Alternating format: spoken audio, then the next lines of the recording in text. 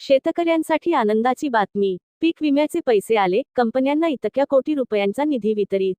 तत्पूर्वी चॅनेलला सबस्क्राईब करा आणि बेल आयकॉन दाबा.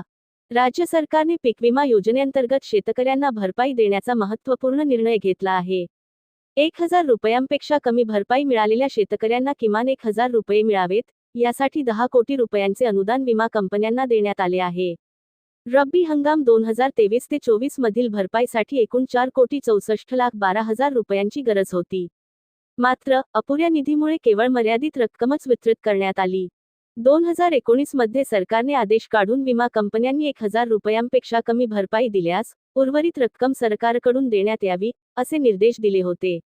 मात्र, 2023 पासून ही रक्कम मिळाली नव्हती. अखेर, नुकतेच खरीप 2023 व रब्बी 2024 च्या हंगामातील 3,603 शेतकऱ्यांसाठी 10 कोटी रुपयांचे वाटप करण्यात आले. रब्बी हंगाम 2023 ते 24 मध्ये 87,074 शेतकऱ्यांची नुकसान भरपाई 8,70,74,000 रुपये अपेक्षित होती. त्यातील 3,96,61,242 रुपये विमा कंपन्यांनी वितरित केले. त्यामुळे सरकारने उर्वरित 4,74,12,758 रुपये देणे आवश्यक होते.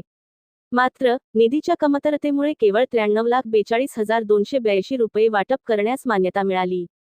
त्यामुळे आता शेतकऱ्यांना पैसे मिळण्याची दाट शक्यता आहे. धन्यवाद.